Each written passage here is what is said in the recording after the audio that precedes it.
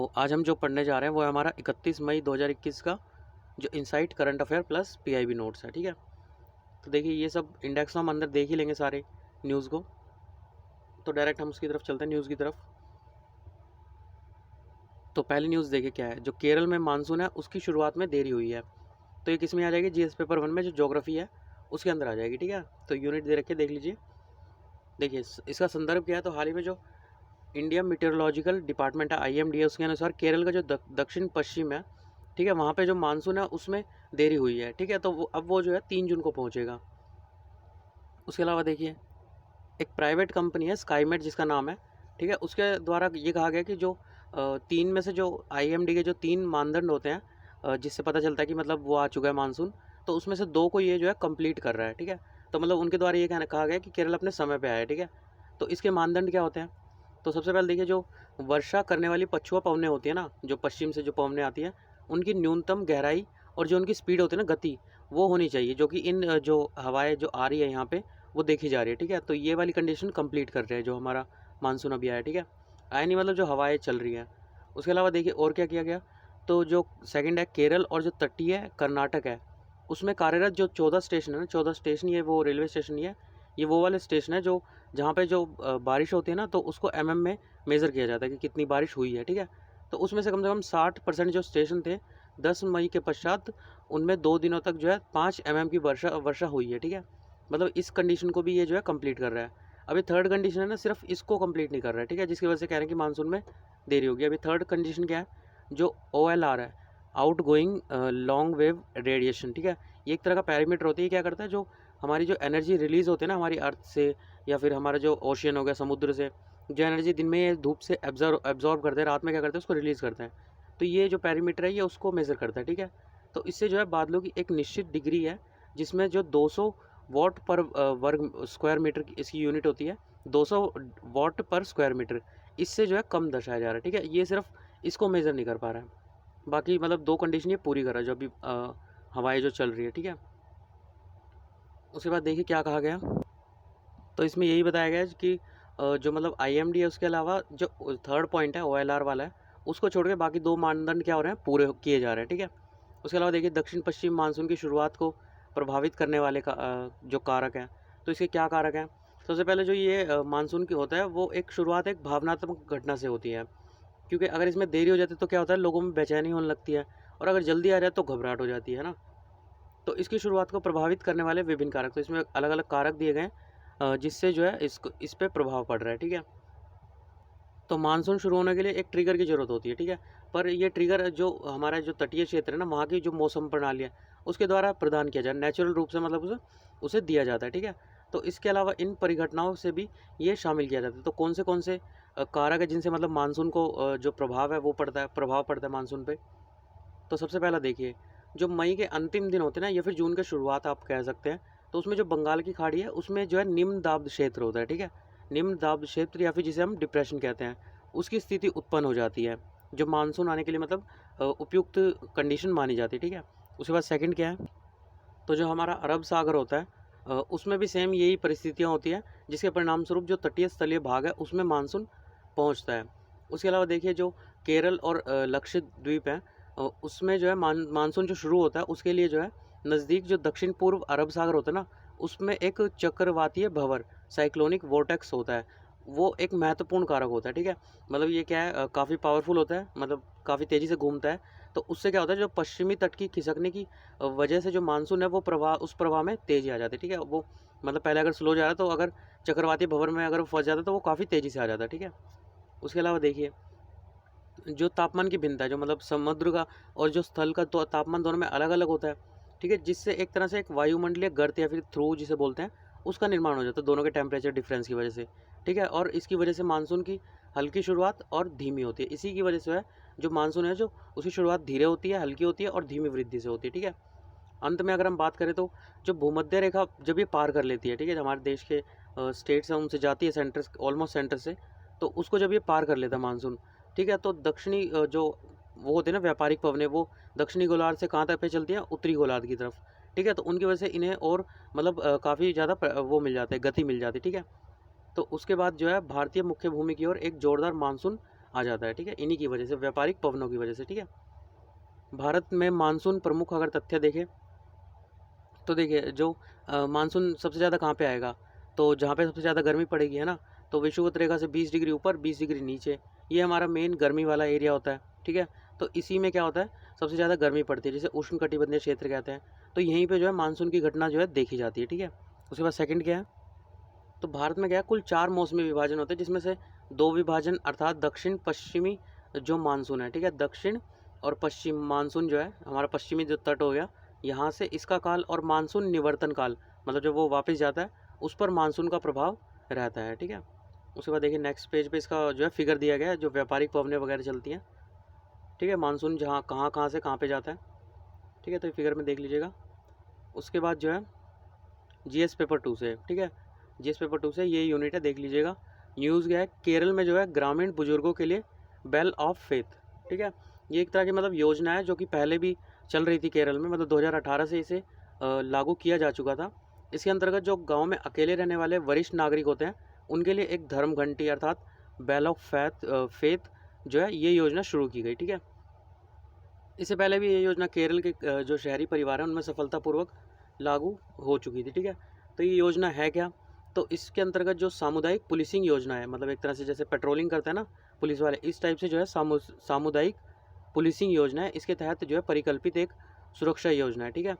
उसके अलावा जो इसके अंतर्गत जो बेल ऑफ फेथ है उसमें बुजुर्ग नागरिक क्या करते हैं, आपात स्थिति में रिमोट से नियंत्रित अलार्म के माध्यम से तेज आवाज़ का उपयोग करके अपने पड़ोसियों का ध्यान आकर्षित करते हैं। जैसे जैसे घर में अगर चोर घुस जाए या मतलब जो बुजुर्ग है तो बीमार भी हो सकते हैं ना, तो इस टाइप से जो है वो अपने पड़ोसियों को बुला सकते हैं। ये योजना 2018 में ही लागू हो चुकी थी। इसका महत्व क्या है, तो ये योजना जो है बुजुर्गों की भलाई सुरक्षा सुनिश्चित करने के लिए सामुदायिक भागीदारी का एक उदाहरण साबित कर दिया। कोविड-19 महामारी के दौरान अपने जो स्वास्थ्य है उसके प्रति आशंकित रहने वाले वृद्धों के लिए यह योजना बहुत सहायक हो सकती है, ठीक है। देखिए ये रिमोट दिखाए गए यहाँ पे फिगर में।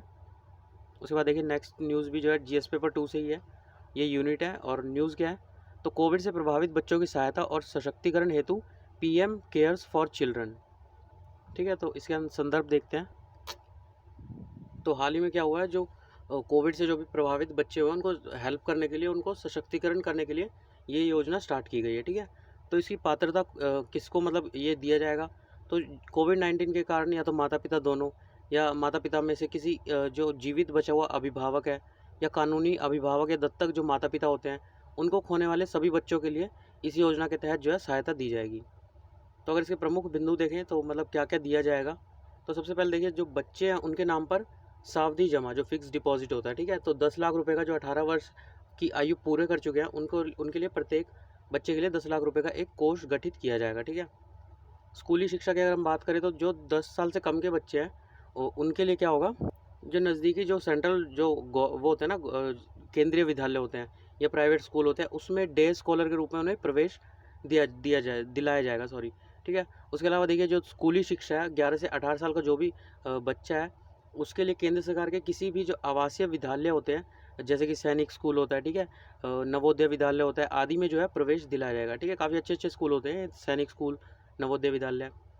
उसके अलावा देखिए उच्च शिक्षा के लिए अगर हम सहायता की बात करें तो इसमें जो मतलब जो उच्च शिक्षा के जो छात्र होंगे उनको जो है ऋण दिलाने में जो है सहायता प्राप्त की जाएगी, दिलाई जाएगी, ठीक है। तो जो जितने भी जो भारत में व्यावसायिक पाठ्यक्रम होते हैं ना, मतलब जो जैसे कि ग्रेजुएशन हो गया है ना, अगर आप जैसे इंजीनियरिंग वगैरह करते हैं तो इस टाइप से जो है उसमें आपको ऋण दिलाने की जो है व्यवस्था की जाएगी। उसके अलावा देखिए स्वास्थ्य बीमा जो ऐसे में क्या होगा, बच्चों को जो आयुष्मान भारत जो योजना है उसके तहत लाभार्थी के रूप में नामांकित किया जाएगा, जिसमें जो है 5 लाख रुपए तक का स्वास्थ्य बीमा इनका जो है कवर किया जाएगा, ठीक है। उसके बाद देखिए इन उपायों की आवश्यकता, तो आवश्यकता क्यों है, जैसे आपको पता है कि कोविड-19 में क्या हुआ है, मतलब काफ़ी सारे बच्चों के जो माँ बाप हैं उनकी मृत्यु हो गई है ना, तो वो बच्चे क्या हो गए, अनाथ हो गए। तो इनके लिए सरकार को जो है मतलब कुछ योजना जो है स्टार्ट करनी थी, तो ये इसके ज़रिए स्टार्ट किया गया, ठीक है। उसके अलावा जो है जो बच्चों को गोद लेने की आड़ में क्या हो रहा है, बाल तस्करी शुरू हो गई, मतलब कोई भी आके कहता है कि मुझे गोद ले रहा हूँ और इस टाइप से जो है बाल तस्करी में वृद्धि हुई है, ठीक है। उसके अलावा इसके कारण जो कोविड-19 है इसके कारण जो है लागू लॉकडाउन के दौरान जो बाल विवाह संबंधी मामले हैं उनमें भी कहीं ना कहीं जो है वृद्धि हो रही है, ठीक है। उसके बाद देखिए नेक्स्ट आर्टिकल क्या है, तो विषय क्या है, ये भी सेम जीएस पेपर 2 से है, विभिन्न घटनाओं के बीच शक्ति का पृथक्करण विवाद निवारण तंत्र और संस्थान, अग्रिम जमानत की अवधारणा, ठीक है। तो इसका संदर्भ क्या है? तो हाल ही में जो सुप्रीम कोर्ट है उसने उच्च न्यायालय के जो दृष्टिकोण है उसमें एक विरोधाभास का समाधान करते हुए एक फैसला सुनाया है, ठीक है। जिसमें क्या कहा सुप्रीम कोर्ट ने कि जो असाधारण परिस्थिति है उसमें अदालत के पास क्या होता है, किसी अभियुक्त को जो अग्रिम जमानत होती है ना, एंटीसिपेटरी बेल होती है, ठीक है। ये आपने सुना ही होगा, कहीं कुछ दिनों की जो है एक तरह से जमानत मतलब फ्री कर देते हैं एक तरह से, ठीक है, मतलब जेल से मुक्त कर देते हैं, देने से इनकार करते हुए, मतलब ये मना कर दिया आपने, फिर भी उसे जो है गिरफ्तारी से सुरक्षा प्रदान करने का विवेकाधिकार शक्ति होती है, ठीक है। ये आपके समझ नहीं आएगा तो ये नीचे ये पृष्ठभूमि में ये पैराग्राफ देखिए। तो उच्च जो हाल ही में एक जो मतलब फैसला सुनाया गया था हाईकोर्ट द्वारा, तो उसने अपने जो अभियुक्त था उसको अग्रिम जमानत जो दिए जाती है उसको रद्द कर दिया, ठीक है। पर निचली अदालत के सामने उसे आत्मसमर्पण करने तथा 90 दिन के भीतर एक नियमित जमानत याचिका दायर करने के लिए कहा, ठीक है। 90 डेज़ के लिए उसकी अग्रिम जमानत माफ़ कर दी, पर 1.5 महीने के अंदर उसे क्या करना था, अपनी एक नियमित जो जमानत याचिका थी वो जमा करनी थी, ठीक है। और इसके साथ ही अभियुक्त के लिए इस अवधि में जो ये 1.5 महीने था उसमें कोई भी दंडात्मक कार्रवाई से सुरक्षा प्रदान की गई, ठीक है। तो यही यहाँ पे कहा गया कि उस समय पीरियड के लिए जो गिरफ्तारी है उसे सुरक्षा प्रदान की जाएगी, किंतु इस शक्ति का प्रयोग बिना रोक टोक के नहीं किया जाएगा। और इस शक्ति का प्रयोग जो है करे अगर आप करते हैं, हाईकोर्ट से कहा, तो आपको एक तर्कपूर्ण आधार होना चाहिए आपके पास, ठीक है। तो इसकी पृष्ठभूमि क्या है? तो शीर्ष जो सुप्रीम कोर्ट है उसका यह फैसला, शीर्ष अदालत द्वारा यह फैसला उच्च न्यायालय द्वारा दिए गए 2 आदेशों के खिलाफ एक अपील पर सुनवाई करने के दौरान सुनाया गया, ठीक है। तो उसमें से देखिए पहला तो आपने पढ़ लिया, अब इसमें सुप्रीम कोर्ट का कुछ जो है फैसला देख लेते हैं। तो इसके अंतर्गत जो अनुच्छेद 21 है उसके तहत जो स्वतंत्रता का अधिकार है, ठीक है, उसके मद्देनजर रखते हुए जो सुप्रीम कोर्ट और हाई कोर्ट है उसको किसी भी आरोपी को जो है अग्रिम जमानत देने की जो है शक्ति दी गई है, ठीक है। उसके अलावा देखिए सेकंड देखिए, उसके अलावा देखिए जो सुप्रीम कोर्ट है उसके द्वारा और क्या फैसला किया गया। तो देखिए जो सीआरपीसी होता है ना, दंड प्रक्रिया संहिता, इसमें अगर किसी आवेदन को आप मंजूर कर देंगे या रद्द कर देंगे, मतलब बहुत बड़ी बात हो जाती है किसी व्यक्ति के एक तरह से जो जीवन है और जो स्वतंत्रता है उस पर उसके अधिकार पर इसका सीधा प्रभाव पड़ेगा, ठीक है, मंजूर करना भी और रद्द करना भी, ठीक है। इसलिए इस प्रावधान जो है इसको उदारतापूर्वक पढ़ने और इसके लाभकारी स्वरूप है उस पर विचार करने की आवश्यकता होती है, ठीक है। मतलब अच्छे से जो भी आपके पास आ रहा है उसको अच्छे से पढ़ें कि आप मंजूर करेंगे तो भी किसी के जीवन पर असर पड़ेगा बहुत ज़्यादा, और रद्द करेंगे तो भी, ठीक है। इसके लिए अदालतों के लिए इन प्रतिबंधों को विधायिका द्वारा बनाए गए जो कानून है उसके स्पष्ट उद्देश्य को ध्यान में रखते हुए देखना चाहिए, ठीक है।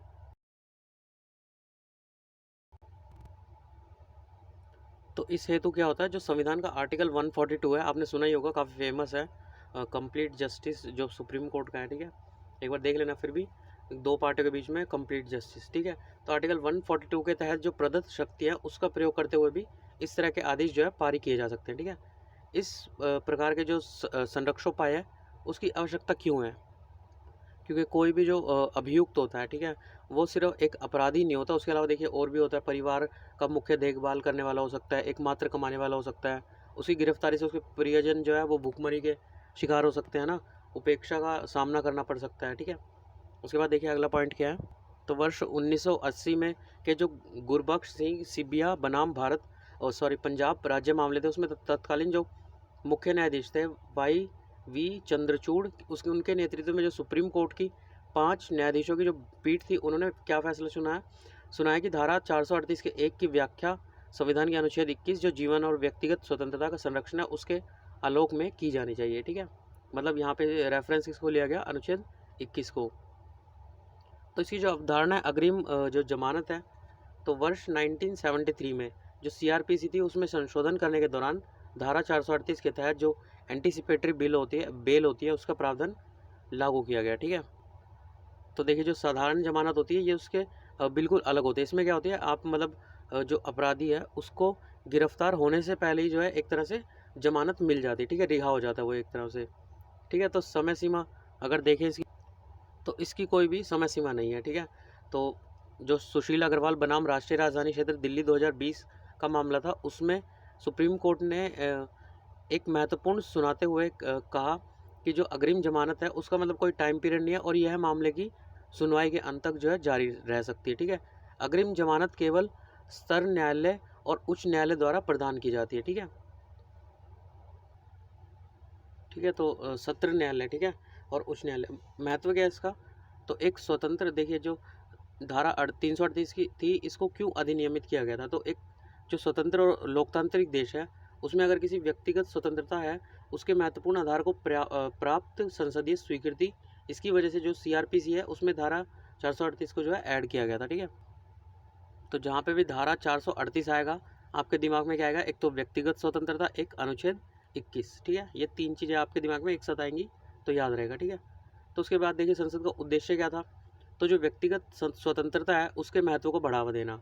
ठीक है, तो उस जो ये नीचे दिया गया ना डायलॉग सा, मतलब जो कहा गया था सुप्रीम कोर्ट के द्वारा, तो उसको जो है आपराधिक न्याय क्षेत्र के एक मौलिक सिद्धांत को प्राथमिकता प्रमुखता प्रदान करना चाहती थी, जिसमें कहा गया था जब तक कोई व्यक्ति दोषी साबित नहीं हो जाता तब तक उसे जो है निर्दोष माना जाएगा। ठीक है, इसको जो है प्राथमिकता प्रमुखता प्रदान करना चाहती थी संसद। ठीक है, उसके बाद देख लिया अगला टॉपिक क्या है। तो यूनिट है सरकारी नीतियाँ विभिन्न क्षेत्रों में विकास के लिए हस्तक्षेप और उनके अभिकल्पन तथा कार्यान्वयन के लिए उत्पन्न विषय, संदिग्ध मतदाता और डी वोटर। अब ये क्या होता है डी वोटर और डाउटफुल वोटर?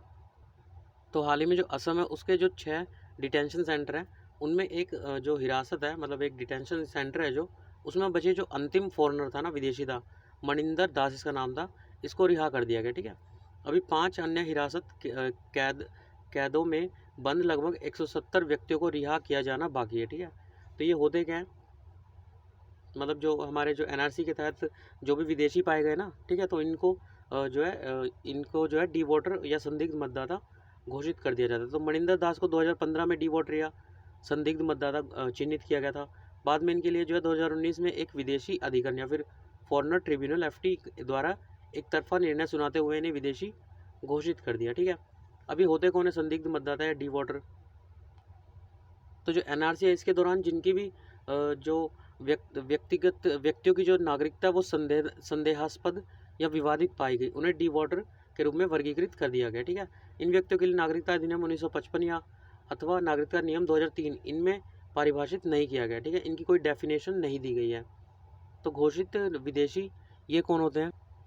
तो जो भी सिंपल अपना जो नागरिकता उसका प्रमाण देने में विफल हो। ठीक है, तो ये वो वे व्यक्ति होते हैं जो राज्य पुलिस की सीमा शाखा द्वारा अवैध अप्रवासी के रूप में चिन्हित किए जाते हैं और उन पर जो है अपनी नागरिकता का प्रमाण देने में वो विफल रहते हैं और उन्हें किसी एक विदेशी अधिकरण या फॉरेन ट्रिब्यूनल एफटी द्वारा विदेशी घोषित कर दिया जाता है।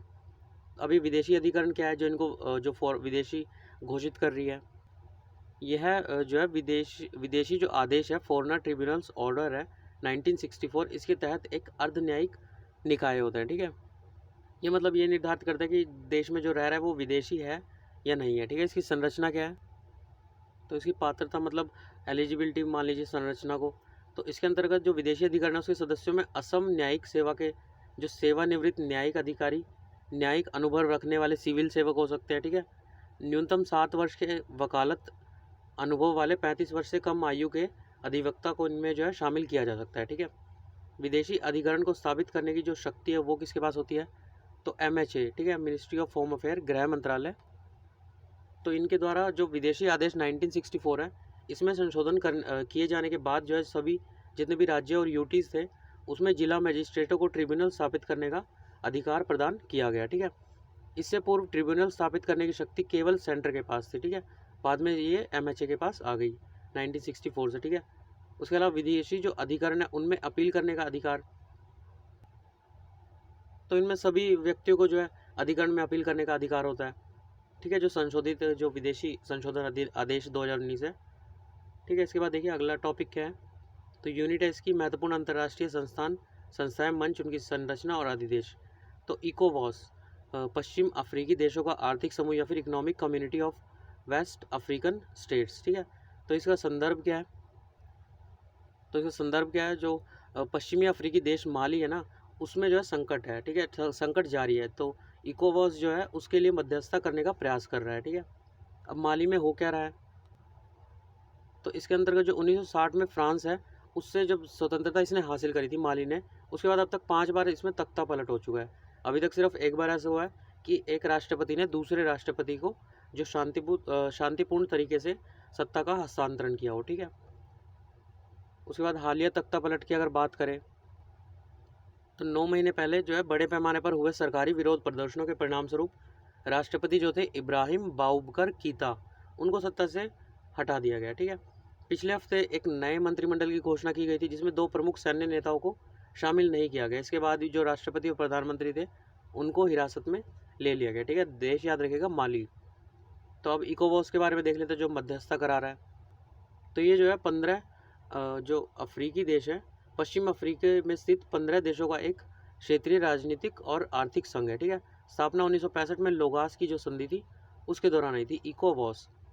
इसका लक्ष्य क्या है? एक पूर्ण आर्थिक एवं व्यापारिक संघ का निर्माण कर एक विस्तृत व्यापार ब्लॉक बनाना। ठीक है, और अपने जो सदस्य देश हैं उनके लिए सामूहिक आत्मनिर्भर प्राप्त करना। ठीक है, कलेक्टिव सेल्फ सफिशिएंसी।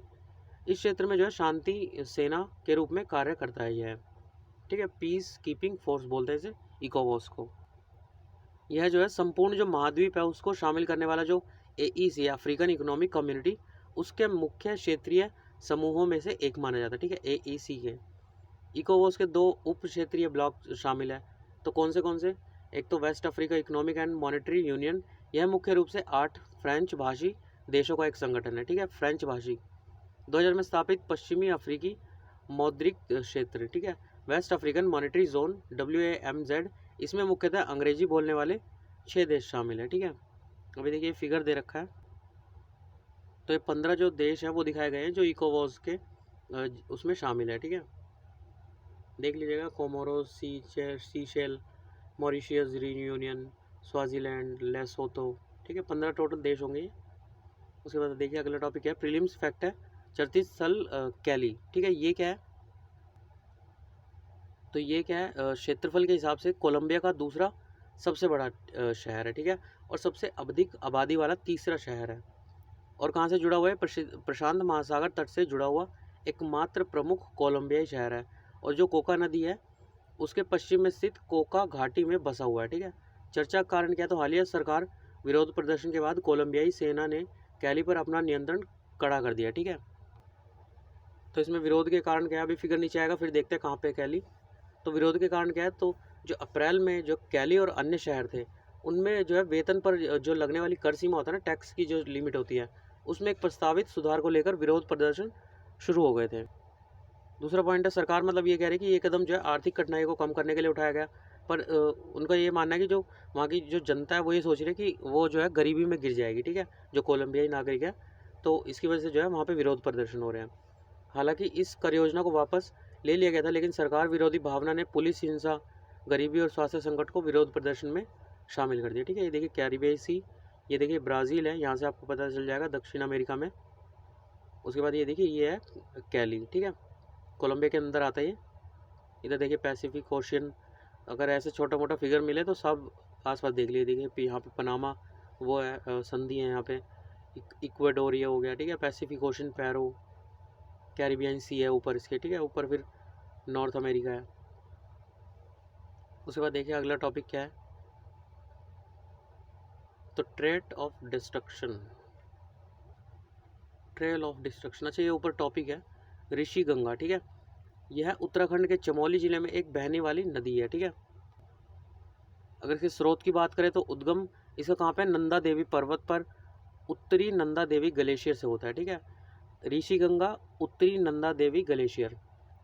ठीक है, और इससे दक्षिणी नंदा देवी ग्लेशियर का जल भी समाहित होता है। ठीक है, नंदा देवी राष्ट्रीय उद्यान से होकर बहती हुई यह रिनी गांव के पास धौली गंगा नदी में मिल जाती है। ठीक है, 2021 में आपदा, तो फरवरी 2021 में एक भूस्खलन, हिमस्खलन अथवा हिमनद झील फटने के परिणाम स्वरूप ऋषि गंगा नदी में बाढ़ आपदा आई थी। ठीक है, फरवरी में आई थी चमोली में। ठीक है, चर्चा का कारण क्या है? जो चमोली है उसमें ऋषि गंगा के उद्गम स्थल पर ग्लेशियरों में दरार आने की रिपोर्ट के बाद वैज्ञानिकों के एक दल ने हवाई सर्वेक्षण किया और कुछ भी गलत नहीं पाया। मतलब यहाँ पे जो है अभी भी कुछ मई में भी एक बार दोबारा से जो है ऐसा हुआ था।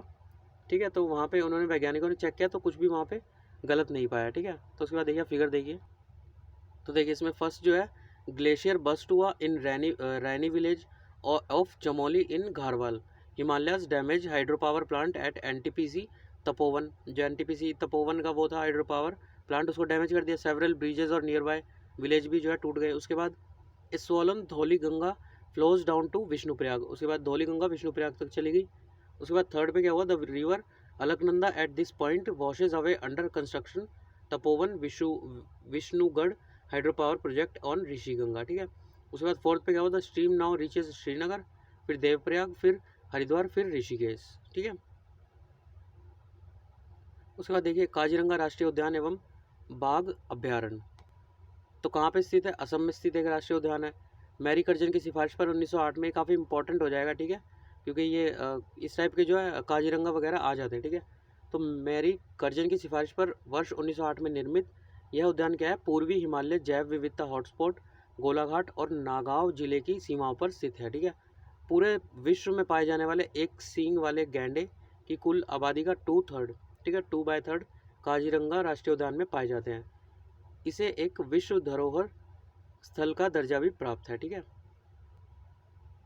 उसके बाद देखिए इसे पक्षी प्रजातियों के संरक्षण के लिए बर्ड लाइफ इंटरनेशनल द्वारा एक महत्वपूर्ण पक्षी क्षेत्र के रूप में भी जो है मान्यता प्राप्त है। ठीक है, काजीरंगा में जारी संरक्षण प्रयासों का मुख्य ध्यान क्या है, बड़ी 4 प्रजातियों पर केंद्रित है। सबसे पहले गैंडा, हाथी, रॉयल बंगाल टाइगर और एशियाई भैंसा। ठीक है, ये 4 यहाँ पे पाए जाते हैं, इन पर ध्यान केंद्रित है। 4 प्रमुख नदियाँ कौन सी काजीरंगा की, ब्रह्मपुत्र, डिफ्लू, मोरा धनसिरी काजीरंगा से होकर गुजरती है। चर्चा कारण क्या है, हाल ही में जो असम सरकार है उसने काजीरंगा उद्यान एवं जो बाल अभ्यारण्य के गार्डो है उनकी मारक क्षमता बढ़ाने और उन्हें कमांडो प्रशिक्षण प्रदान करने के लिए प्रस्ताव को मंजूरी दे दी है। ठीक है, इन उपायों का उद्देश्य अवैध शिकार को रोकना होगा। ठीक है, विटामिन डी की बात करें तो ये क्या है, वसा में घुलनशील एक विटामिन है, जिसका अर्थ है यह वसा और जो तेल होता है उसमें आसानी से घुल जाती है और आपके शरीर में लंबे समय तक संग्रहित जो है की जा सकती है। ठीक है, विटामिन डी जो हमारे सन से मिलती है, यह त्वचा पर सूर्य के जो प्रकाश होता है उसके पड़ने के परिणाम स्वरूप उत्पन्न होती है और कोलेस्ट्रॉल आधारित जो अणु होती है उसकी एक रासायनिक प्रतिक्रिया को प्रेरित करते हैं और इसे यकृत में जो है जो कैल्सीडायोल होता है और किडनी में कैल्सीट्रियोल के रूप में परिवर्तित कर देती है। ठीक है, किस किस में परिवर्तित कर देती है, तो कैल्सीडियोल और कैल्सीट्रायोल, ठीक है, इनमें कन्वर्ट हो जाता है। ठीक है, तो इसकी भूमिका क्या है, यह हड्डियों में जो कैल्शियम है उसकी मात्रा संतुलित करने, कोशिका जो झिल्ली होती है उसको क्षति से बचाने की प्रक्रिया, मतलब आपकी जो स्किन है उसको टफ कर देती है, उसको उत्प्रेरित करने, ऊतकों की सूजन को रोकने, ऊतकों को फाइबर बनाने से रोकने और हड्डियों को कमज़ोर होने से रोकने में सहायक सिद्ध है। ठीक है, अब देखिए यहाँ पे इंपॉर्टेंट थोड़ा सा क्या है, तो विटामिन डी की कमी से बच्चों में क्या होता है, रिकेट्स होता है और वयस्कों में क्या होता है, ओएस्टोमेलेशिया। ठीक है, इस रोग हो जाता है ओएस्टोमेलेशिया। ठीक है, अब देखिए ये फिगर आ गया, देखिए इस फिगर में क्या बताया गया, मतलब 2 अलग अलग ग्रुप बनाए गए, एक तो विटामिन डी ग्रुप, एक non vitamin D NVD group. तो उनमें क्या किया गया, अलग अलग मतलब एक को सिर्फ थेरेपी दी गई, एक को विटामिन डी के साथ जो है थेरेपी दी गई। ठीक है, तो जिनका भी जो विटामिन डी था वो मान लीजिए अगर 60 से ऊपर हो गया, ठीक है, तो उनकी मोर्टेलिटी मतलब जो मृत्यु दर थी वो 0 हो गई। ठीक है, जो जिनका भी 60 से ऊपर विटामिन डी हो गया उनकी मरने की दर 0 हो गई, मतलब जो है ट्रीटमेंट के साथ दिया गया विटामिन डी। ठीक है, और जिनकी 30 से कम रहा उनकी जो है मृत्यु दर लेवल्स आर लेस देन 30, तो उनकी मृत्यु दर काफ़ी ज़्यादा रही, वेरी हाई रही। ठीक है, तो इसे एक बार पॉज करके थोड़ा पढ़ लीजिएगा। उसके बाद how do we acquire vitamin D, कैसे हम ले सकते हैं, तो सूरज से ले सकते हैं। ठीक है, फिश से ले सकते हैं, फूड से सप्लीमेंट, कैल्सीडायोल लीवर खाने से, है ना। और फंक्शन क्या होते हैं इसके, तो ये सब इसके फंक्शन है, इम्यून सिस्टम को ग्रोथ करती है, सेल ग्रोथ, सेल डिफ्रेंशिएशन करती है, सेल का डेथ जो होता है वो होता है इससे। ठीक है, कैल्सीट्रेसियस हड्डियों को मजबूत करते हुए सब हमने पढ़ ही लिया। चर्चा कारण क्या है, तो जो निम्स है, निज़ाम इंस्टीट्यूट ऑफ मेडिकल साइंस है, उसके द्वारा कुछ रिसर्च किया गया जिसमें विटामिन डी का जो उच्च स्तर होता है वो कोरोना वायरस संक्रमण के जोखिम को क्या करता है, कम कर देता है और संक्रमित जो रोगी है उनके लिए यह विटामिन देने से मृत्युता जो है काफ़ी कम हो जाती है। अब देखिए युवा योजना, युवा आगामी और बहुमुखी लेखक, तो जो शिक्षा मंत्रालय है उन्होंने जो है युवा लेखकों का मार्गदर्शन करने के लिए ये योजना स्टार्ट की है। तो युवा का फुल फॉर्म क्या है, यंग अपकमिंग वर्सेटाइल ऑथर्स। ठीक है, तो इसके अंतर्गत क्या है, जो युवा जो योजना है, युवा और जो नवोदित लेखक जो नए नए आते हैं 30 साल से कम है उनको प्रशिक्षित करने और एक लेखक परामर्श कार्यक्रम है जिसमें पढ़ने लिखने और पुस्तक संस्कृति को बढ़ावा दिया जा सके और जो इंटरनेशनल लेवल पर भारत और भारतीय लेखन को प्रदर्शित किया जा सके। ठीक है, तो इस योजना के तहत क्या होगा, जो 6 महीने की अवधि है, टाइम पीरियड है, उसमें प्रत्येक लेखक को 50,000 रुपये का प्रति माह समेकित छात्रवृत्ति का भुगतान किया जाएगा। ठीक है, मतलब बच्चे को मिलेंगे। तो ये युवा भारत @75 परियोजना का एक हिस्सा है। ठीक है, आज़ादी का अमृत महोत्सव, ये आपने भारत @75 डॉक्यूमेंट्री आई थी। ठीक है, डॉक्यूमेंट्री क्या है, मतलब सरकार की तरफ से जो है डॉक्यूमेंट आया था, तो इसको भी मतलब पढ़ने का, ये भी डॉक्यूमेंट पिछले साल ही मैंने पढ़ा था, तो मुझे याद नहीं आया कब था, एक बार देख लीजिएगा। मैं ऐसे क्या बोलते हैं, ऑनलाइन सर्च करके डाल दूंगा। ठीक है, ग्रुप में। शिक्षा मंत्रालय के तहत नेशनल बुक ट्रस्ट भारत इस योजना के लिए कार्यान्वयन एजेंसी है। ठीक है, नेशनल बुक ट्रस्ट क्या है, कार्यान्वयन एजेंसी। ठीक है, तो बस आज के लिए इतना ही फ़िलहाल तो। और मैं जो है अब क्या बोलते हैं, मंथली जो मार्च की है उसको अपलोड करने की सोच रहा हूँ। मतलब मैं ये सोच रहा हूँ कि कंप्लीट एक ही अपलोड कर दूँ मैं। ठीक है, अलग अलग पार्ट्स में काफ़ी प्रॉब्लम होती है, तो मैं उसे कल या परसों में सुबह पूरी कंप्लीट एक अपलोड कर दूँगा। ठीक है, तो तब तक के लिए आप बैठिए घर में अकेले और पढ़ते रहिए। ठीक है, और अगर वीडियो पसंद आता है तो लाइक सब्सक्राइब कर सकते हैं आप। उसके अलावा हैव अ गुड डे।